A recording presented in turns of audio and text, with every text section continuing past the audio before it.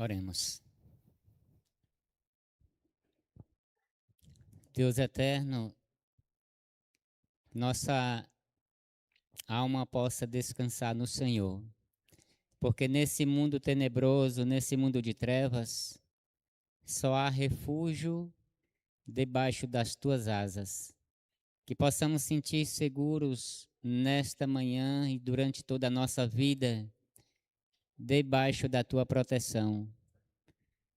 Olha de um lado e olha para outro, para frente e para trás, não há saída. Temos que olhar para o alto, porque só há refúgio no Senhor. Que teu Espírito Santo venha trazer consolo e paz aos nossos corações. Se tem alguém aqui passando por alguma dificuldade na vida, algum problema que está afligindo sua alma, que teu Espírito possa repousar e dar consolo e conforto. Eu irei abrir a tua palavra nesse momento, não sou digno de estar aqui, mas é lavado e remido no sangue do Cordeiro, que eu creio que o Senhor me dará o privilégio de explanar a tua palavra para a tua igreja, e que a mesma seja exaltada e possa edificar a tua igreja. Esse é o nosso objetivo, Senhor, de estar aqui, exaltar a tua palavra, exaltar o teu nome e edificar a tua igreja. É o que eu oro no doce nome de Jesus. Amém. Feliz sábado à igreja. Eu gostaria que você abrisse a sua Bíblia no livro de Efésios, capítulo 6, verso 10. O tema de hoje é a vida devocional do remanescente. A vida devocional do remanescente. Abra a Bíblia, Efésios, capítulo 6, versículo 12. Irmãos, remanescente é o resto, é o que vai sobrar no fritar dos ovos, na perseguição, quando a coisa apertar. Os remanescentes é que ficarão de pé. Capítulo 6, versículo 12. Diz o texto assim: depois vocês podem ler em casa esses textos, a partir do versículo 10 em diante. Vocês podem ler em casa, mas vou centralizar no verso 12 que diz assim: pois não temos que lutar contra a carne e o sangue, e sim contra os principados, contra as potestades, contra os poderes deste mundo tenebroso, contra as forças espirituais da maldade nas regiões celestes. Irmãos, esse texto aqui, ele está falando de um conflito cósmico, está falando de uma batalha espiritual entre o bem e o mal, no qual eu e você somos o alvo. Cristo é o bem, Satanás é o mal e eu e você somos o alvo. E o apóstolo está dizendo que a minha e a sua luta não é carnal, mas ela é espiritual. E eu digo para você, e você sabe, vou reforçar que eu e você sozinho não venceremos. Temos que ter alguém do nosso lado. Você já deve ter visto com certeza uma imagem em quadros por aí, espalhado, de um cavaleiro sobre o seu cavalo com uma lança que está um dragão embaixo. É a imagem de quem? De São Jorge. O dragão é Satanás. Eu e você não podemos vencer, só Jesus.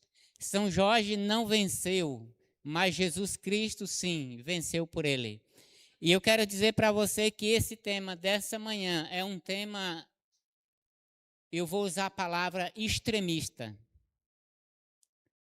É um tema que vai sacudir a mim e a você. E eu vou perguntar, quantos querem ir para o céu? Então segura na cadeira, viu? Porque porque não vai ser tema de passar a mão na cabeça, porque não é mais tempo para isso. Estamos aí prestes a chegar ao quê? A Copa.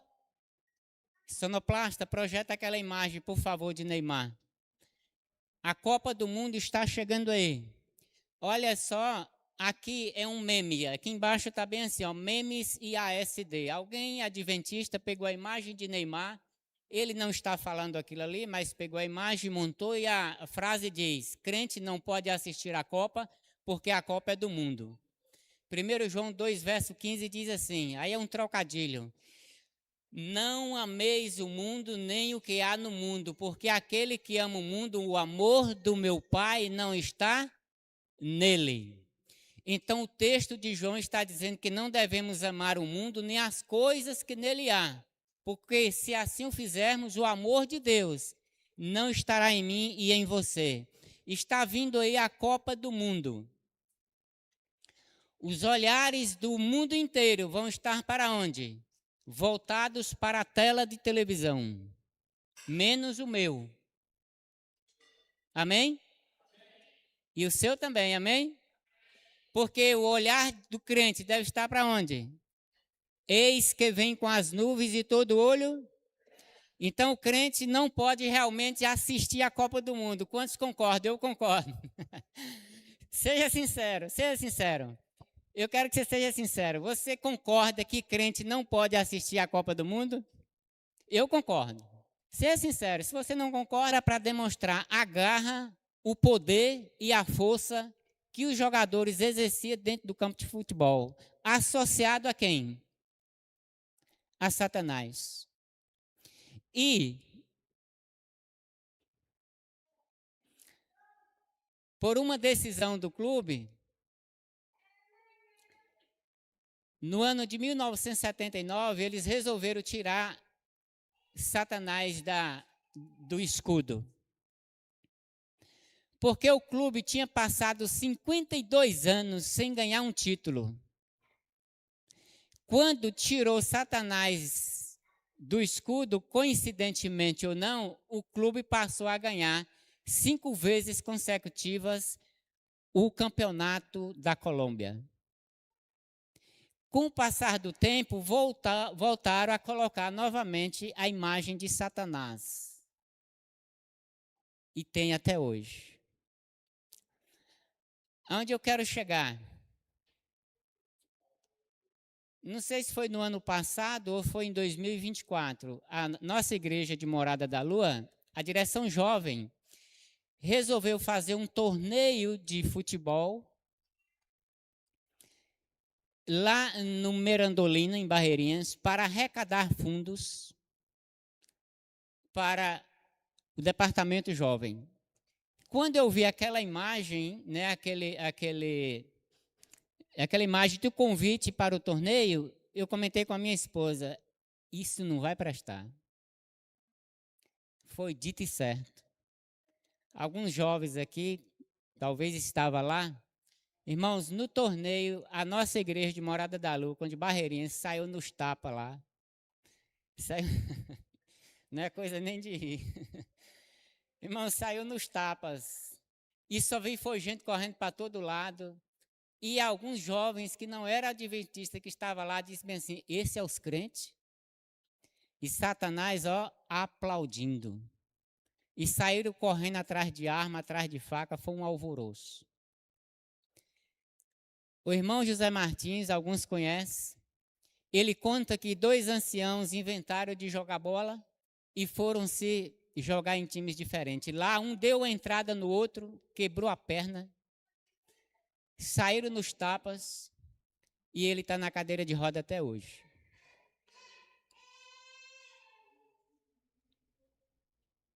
Ele está na cadeira de roda até hoje.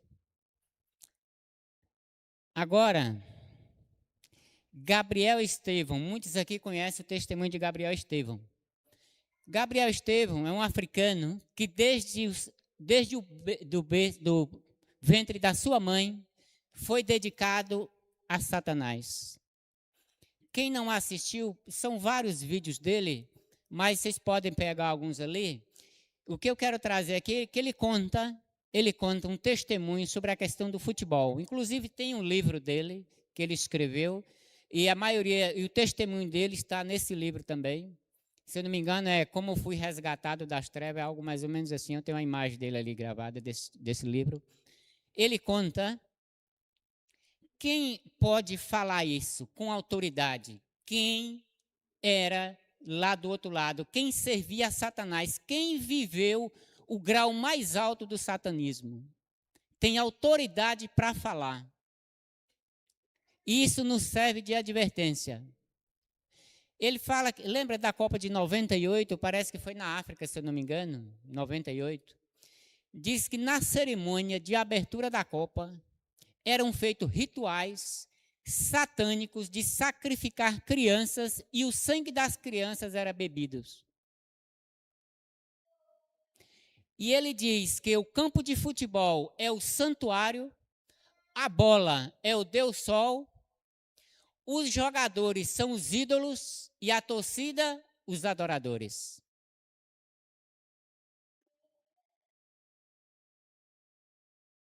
Quem é flamenguista aqui vai saber dizer. Quem é, eu vou usar entre aspas, o maior ídolo do Flamengo? Zico. Aqui apareceu a imagem de Neymar. Para mim não, eu também sei que para vocês não são, mas ele é o ídolo da torcida brasileira. Não nosso. A imprensa apresenta os grandes jogadores como sendo ídolos da torcida. E eu vou dizer uma coisa, tem anciãos comprando camisa do Flamengo e vestindo seus filhos. Na minha igreja, tem. E você sabe como é considerada a camisa do Flamengo para a torcida e para a imprensa? O manto sagrado. Quem é flamenguista aí deve saber. O manto sagrado.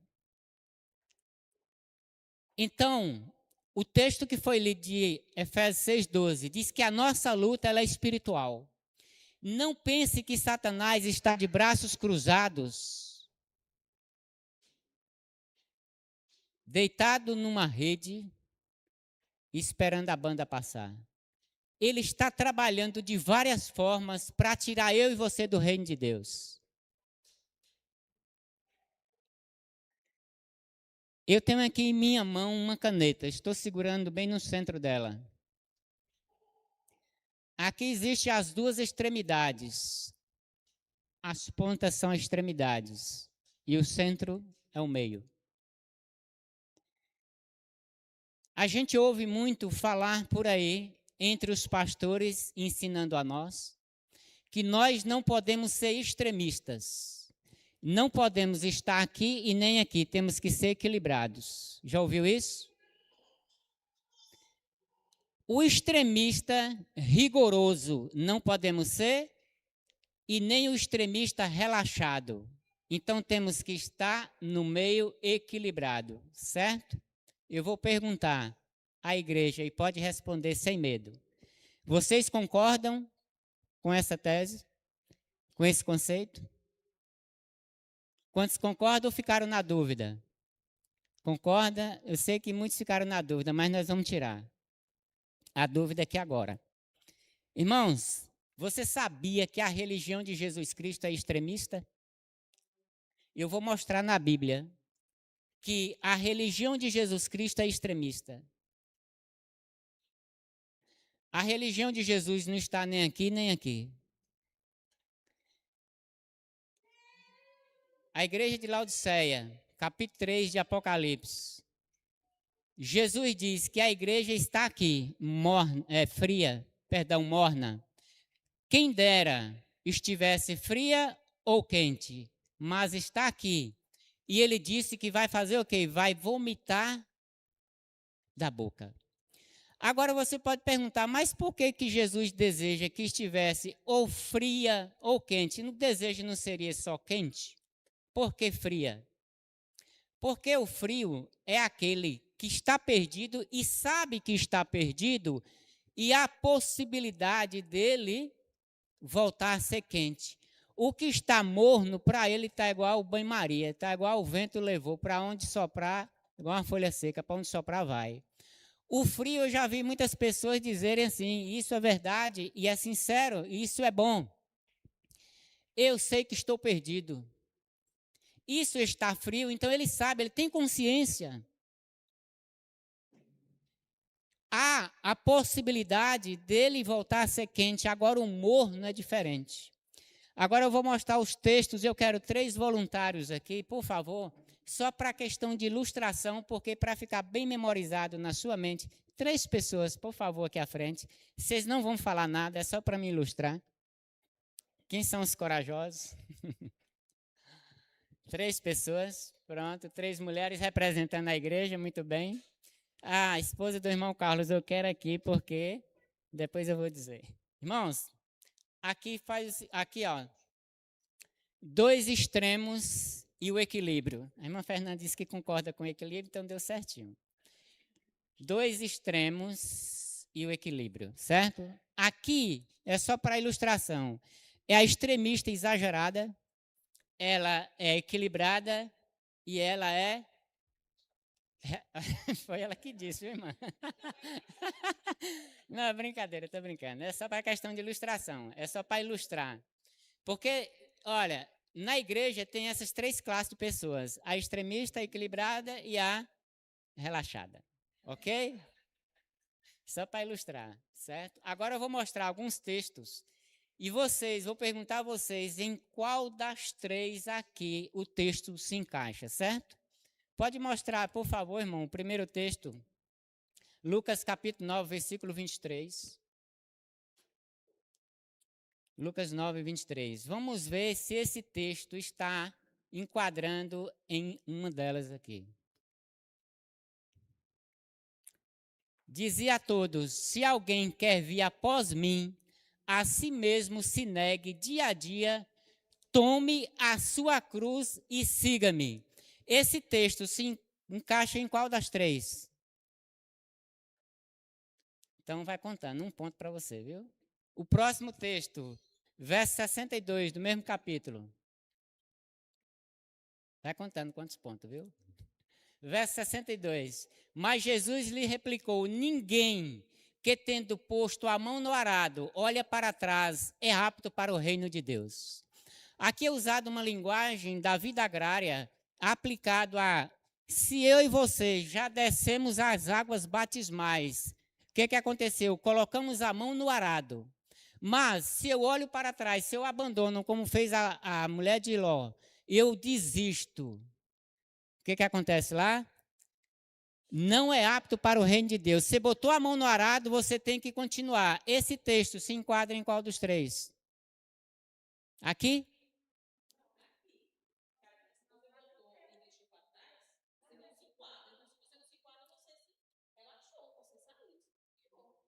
Certo, é que a tua compreensão então foi do outro lado, mas é no final.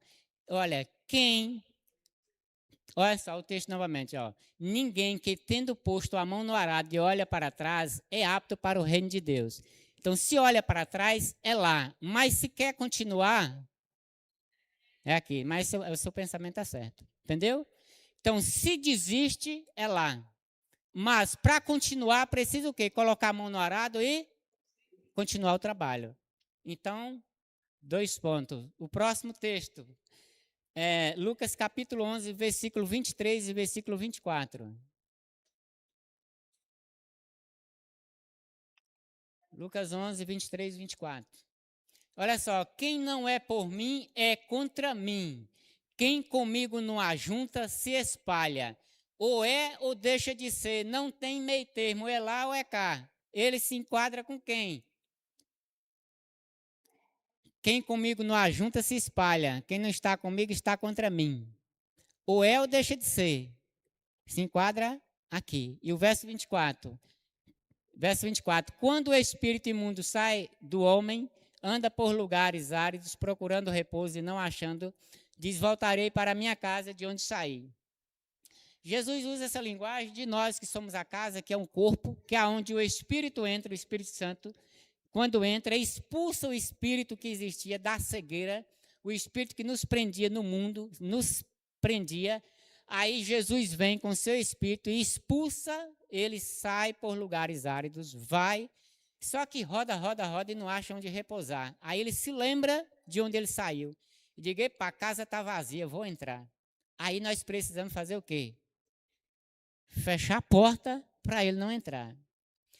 Aí, como é que isso acontece? É numa vida relaxada, numa vida mais ou menos equilibrada ou no extremismo? Para ele não entrar de volta. Porque, veja só, onde eu quero chegar. Se eu estou na igreja, se eu quero ir para o céu, mas os meus olhos estão agora na Copa do Mundo que está chegando aí, está nas coisas que o mundo oferece, isso tem uma probabilidade muito maior de o inimigo entrar de volta na minha vida, porque eu abri brecha, eu não fechei, e nós vamos ver mais alguns textos. Então, você já tem quantos pontos? 3, não é não? 3? 1, 2, 3, 4. 4. Próximo texto, irmão. Lucas 14, versículo 26 e 27. Lucas 14, verso 26 e 27. Irmãos, aqui eu estou mostrando alguns textos, mas se a gente for pesquisar na Bíblia, de Gênesis a Apocalipse, existe muitos textos falando sobre essa questão. Se alguém vem a mim e não aborrece seu pai e mãe, mulher, filhos, irmãos, irmãs e ainda a sua própria vida, não pode ser meu discípulo. Ele se enquadra onde esse texto? Aqui. Ele está dizendo, olha, se você não aborrecer sua família, ele não está dizendo que é para você sair fazendo, brigando, mas ele está dizendo, se a sua família te impedir de ser discípulo dele, prefira Jesus. Se ele está dizendo, se você não aborrecer nem você mesmo, agora não, mas eu quero ser um cristão, eu quero ficar sentado no sofá, deitado lá e olhando para a televisão, porque a Copa do Mundo está chegando aí. É satisfazer a mim. Então, esse texto se enquadra mais aqui. 5 pontos. O verso 26, né? O verso 27 também. Diz assim, e qualquer que não tomar a sua cruz e vier após mim, não pode ser meu discípulo. Talvez a cruz para você seja os desejos carnais, o desejo desse mundo, o que esse mundo oferece. Eu estou falando do futebol aqui porque estamos nas vésperas aí, que eu não sei nem onde que vai acontecer a Copa do Mundo, não sei nem que país é, estou tão desatualizado, graças a Deus. Então, mais um ponto para esta igreja. E aí, continuando, 14, versículo 33, aí mesmo, Lucas, 14, verso 33. Assim, pois, todo aquele que dentre vós não renunciar a tudo quanto tem, não pode ser meu discípulo. Irmão, renunciar a tudo quanto tem. Quantas vezes nós não queremos renunciar a nada? Quer ficar na igreja e no mundo. É o crente Raimundo. Pé na igreja, pé no mundo. É o crente Raimundo, pé na igreja, pé no mundo.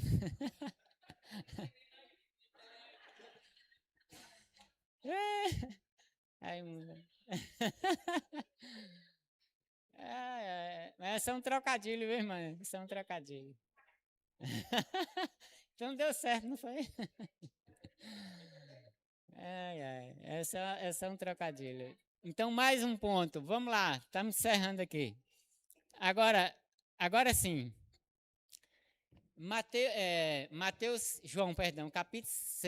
Capítulo 6, versículo 60 e versículo 66. Vamos ler o primeiro 60. Eu vou ler o contexto de João capítulo 6. É o seguinte, Jesus estava pregando para multidões. E ele estava falando, quem não comesse do seu corpo e não bebesse do seu sangue, não veria o reino de Deus. Então você pode ler depois o capítulo 6, ele estava falando sobre esse contexto, que ele é o pão vivo que desceu do céu, mas quem não comesse do pão, que é o seu corpo, e bebesse do sangue, não entraria no reino de Deus. Aí o que acontece? Olha só, muitos dos seus discípulos, tendo ouvido tais palavras, disseram, duro é este discurso, quem pode ouvir? Irmão, você está pensando que Jesus Cristo pregava para... Não, você pode ficar aí no extremismo lá, relaxado ou no equilibrado. O discurso era tão duro que eles questionaram quem pode ouvir. Está mais para quem aqui dos três? Aqui. Já perdeu as contas, né? Agora o versículo 66. O verso 66 de João 6.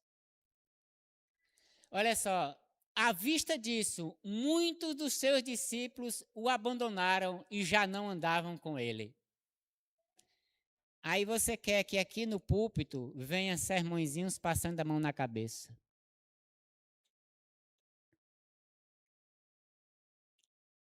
Muitos o abandonaram. Só que no decorrer do discurso, Jesus olha para os seus 12 e diz bem assim. Ele pergunta, e vocês? Como muitos o abandonaram, eles perguntam, e vocês? Não vão também abandonar? Aí Pedro responde, para onde iremos nós? Só tu tens as palavras da vida. Olha que resposta, irmãos. Que resposta. Será que você e eu somos capazes de dizer aos sermões que são arrochados, de dizer a mesma coisa que Pedro diz? Ou sair murmurando, reclamando? Que pregador extremista. Aí, para fechar esse assunto, irmãos, já perdeu as contas aí? Quantas? Então, irmãos, eu vou perguntar aqui, depois eu vou fechar com o texto aqui. Ainda não terminou o sermão não, viu? A religião de Jesus Cristo é esse extremo aqui? É o equilíbrio ou é esse aqui? É o radical. Quem quer ir para o céu, meu amigo, tem que ser radical. Agora, radicalismo com amor. Eis a diferença. Ó, completou a voz da experiência.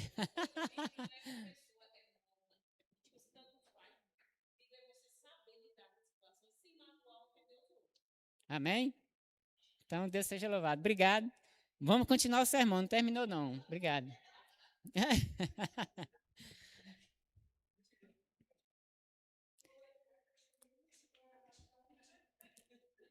Irmãos, agora veja só. Mateus capítulo 22, versículo 14, diz assim, ó. Mateus 22, verso 14. Pode projetar na tela. Diz assim. Muitos são chamados, mas poucos os escolhidos.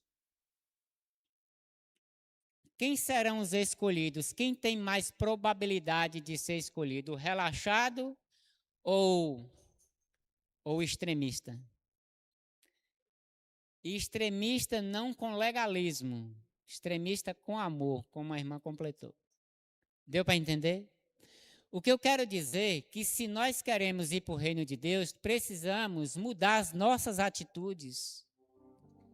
A nossa vida espiritual precisa mudar, porque a nossa batalha é espiritual. Não fique pensando que Satanás está de braços cruzados, ele está armando tudo quanto é laço para tirar a minha e a sua atenção da palavra. Porque imagine no futebol o princípio de todo o esporte. E Gabriel Estevão diz que no satanismo o futebol é a mãe dos esportes. É onde desperta mais paixão. E o princípio dos esportes é o quê? Principalmente o futebol. É vencer o outro. É derrubar o outro. Ele precisa, quem quer ganhar, precisa ser o quê? Vencer o outro. E o princípio do evangelho é como? O que João Batista disse para Jesus? Importa que eu diminua e ele cresça. Então o princípio do evangelho não é eu te vencer, é eu te levantar. E no esporte é diferente. Eu preciso vencer, eu preciso ser o melhor, eu preciso estar no topo. Deu para entender o princípio? Então o tema é a vida devocional do remanescente. A vida devocional do remanescente.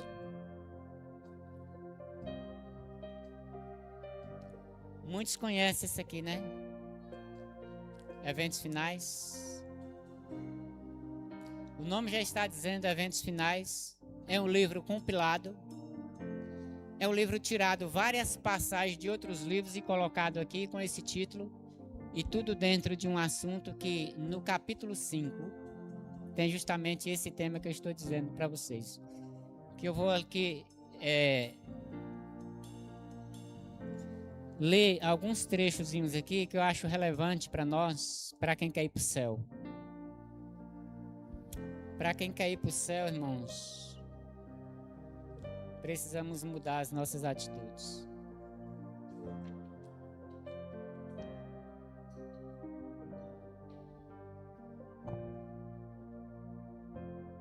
A vida devocional do remanescente. Vida dupla. O subtítulo aqui logo no início, vida dupla. Essa vida dupla não está falando de o cristão que vive na igreja e no mundo. Não, está falando de vida de oração e serviço. Assim como foi a vida de João Batista. E ela nos aconselha que é o seguinte, nesta época, pouco antes da segunda vinda de Cristo, nas nuvens do céu, deve ser efetuada uma obra como a de João Batista. João Batista foi chamado, ele nasceu do ventre da sua mãe Isabel com um propósito. É tanto que ele cumpriu o propósito, depois ele foi. E parece que Jesus não se importou com a morte dele. Parece, mas é porque ele cumpriu o propósito. Ele veio preparar o povo para a vinda do Messias. A irmã Ade compara a igreja adventista como o terceiro Elias. Elias o primeiro, lá o tesbita, o segundo João Batista, e o terceiro Elias é preparar um povo que somos nós para a vinda de Jesus Cristo. E aí ela continua dizendo assim, Deus chama homens que preparem um povo para permanecer de pé no grande dia do Senhor. Para transmitir tal mensagem como a de João, precisamos ter uma experiência espiritual como a dele. A mesma obra precisa ser efetuada em nós. Temos de contemplar a Deus e, contemplando-o, perder de vista o próprio eu. Percebe que as estratégias que Satanás usa para tirar o ser humano da presença do Senhor são inúmeras. As telas, tanto da TV quanto do celular. Muitos migraram da tela da TV para a tela do celular. Eu não sei se eu já contei, acho que aqui não contei ainda. Quando morávamos em Luiz Eduardo, minha esposa estava assistindo um filme de projeção robótica de coisas tecnológicas. Na época não tinha esse aparelho que nós temos em mão, era o celularzinho comum, sem internet. Na época era ainda nesse tempo.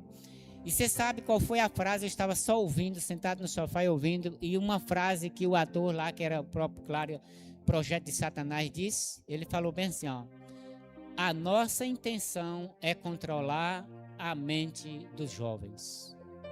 E eu volto a dizer, não tinha essa tecnologia que temos em mão hoje. E eu pergunto, irmãos, está controlando não só dos jovens, mas, como tem um ditado, do mamano ao caducano.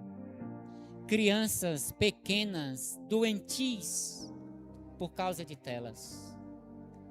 Eu pergunto, aonde esse mundo vai parar? Parece coisa inofensível, mas perigosa, trazendo transtornos mentais. Tantas crianças e adolescentes e jovens com transtornos.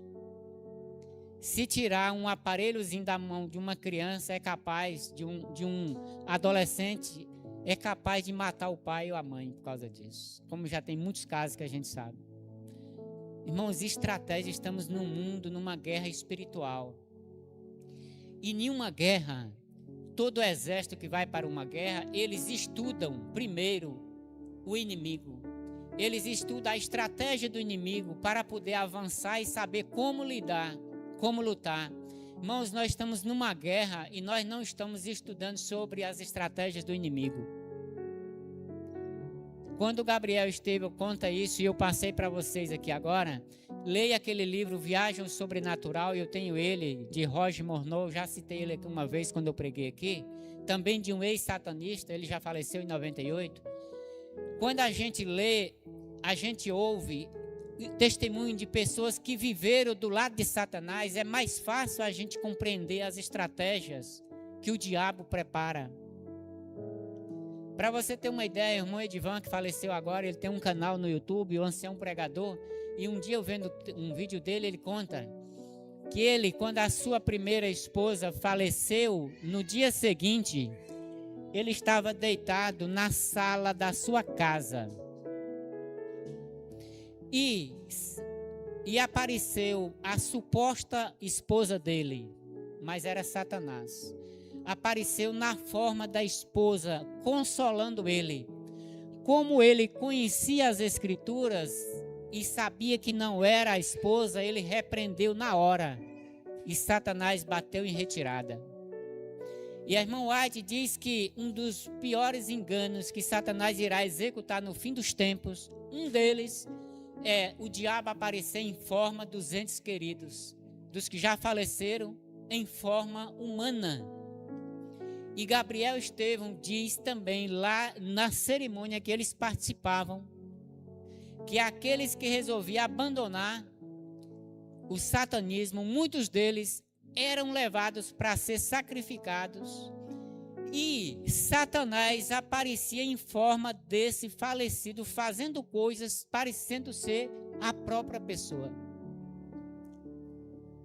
A minha mãe me contou uma vez, eu pregando sobre esse tema para ela, ela disse bem assim: mas meu filho, e como a minha tia, quando faleceu, ela devia uma dúzia de ovos para a vizinha, e depois ela apareceu pedindo para ir pagar a dúzia de ovos, e realmente devia. Foi a falecida que apareceu? Não. A história de Saul, quando ele vai para a feiticeira de Endor, quando ele vai pedir a feiticeira para chamar Samuel, o profeta que já tinha falecido, para vir conversar com ele. Aí o relato ali parece que era Samuel, mas era Satanás. Irmãos, como é que a gente pode estar despercebido? Como é que a gente pode estar disperso? Como é que a gente pode estar vivendo uma vida querendo ir para o céu do jeito que estamos? Olha só, a comunhão com Deus refletir-se-á no caráter e na vida. Os homens conhecerão em nós, como nos primeiros discípulos. Atos 4, verso 13.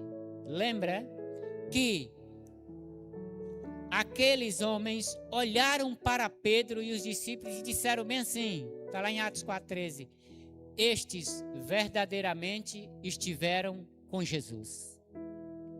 Será que as pessoas vão olhar para mim e para você e falar também isso? Estes verdadeiramente são servos de Jesus. Dá para acordar ou ficar dormindo? Tem que acordar. Efésios 5,14 diz: levanta-te, tu que dormes. Levanta dentre os mortos e Cristo te iluminará. Precisamos acordar da mornidão espiritual. Irmãos, pena que o tempo não dá para avançar muito aqui, mas veja só, oração e esforço, esforço e oração.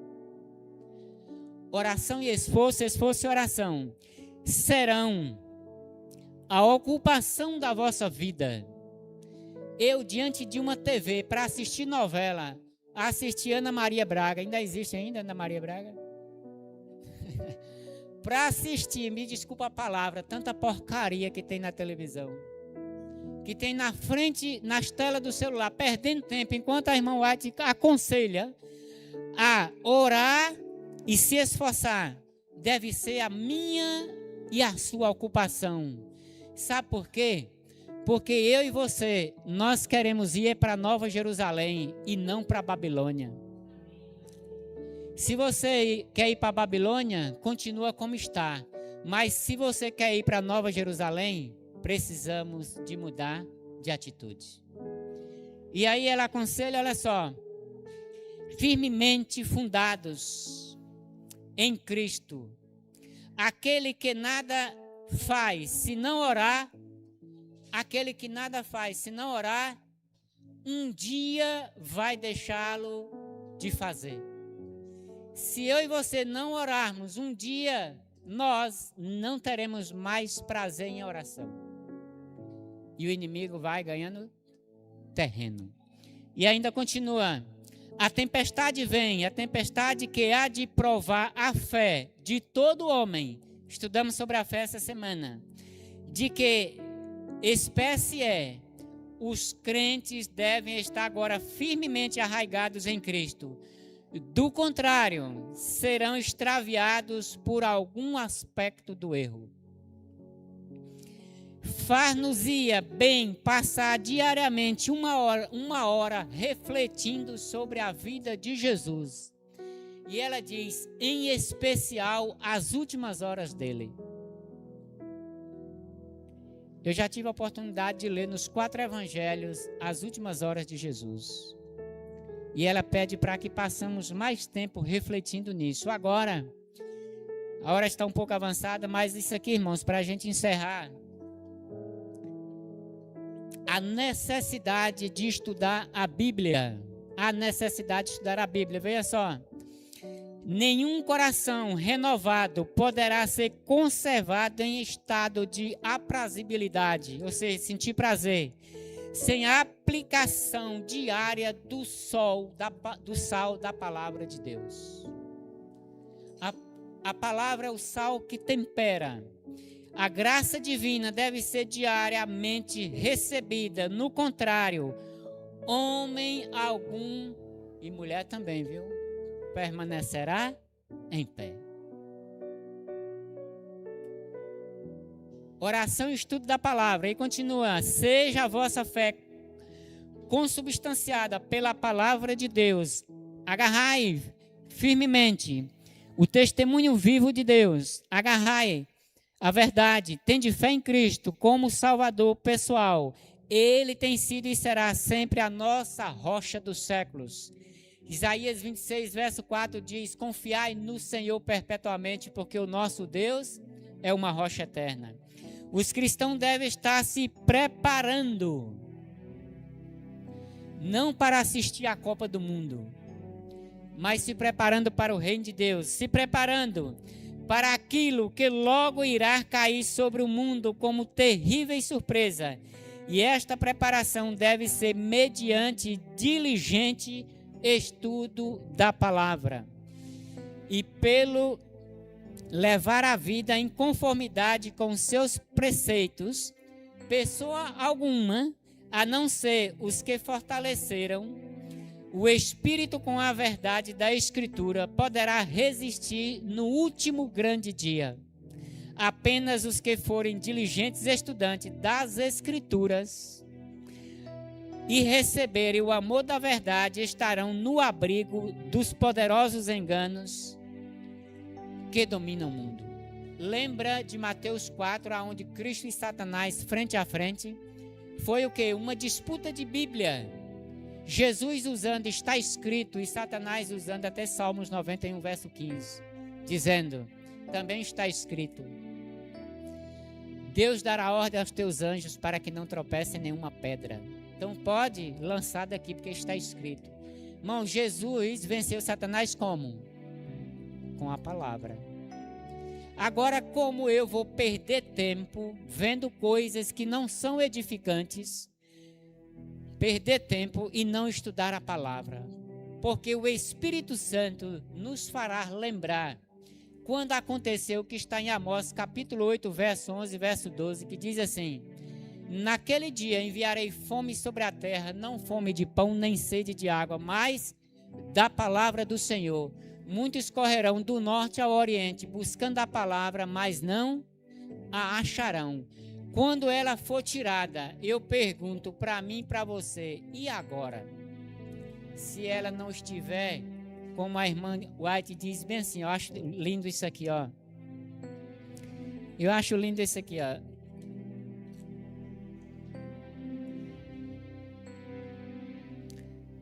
Olha só, entesourai as Escrituras nas vossas mentes. quando a palavra for retirada, talvez você pode falar assim: eu tenho dificuldade de memorizar textos.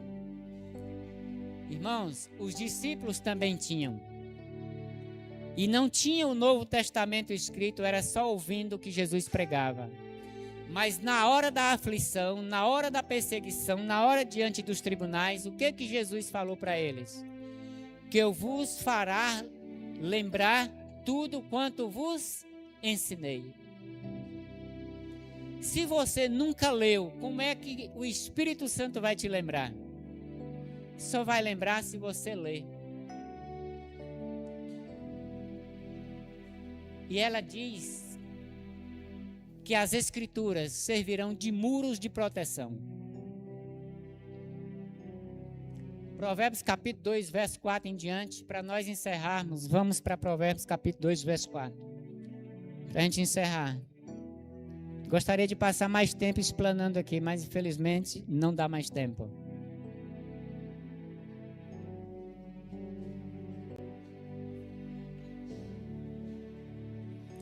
Provérbios capítulo 2, verso 4 em diante.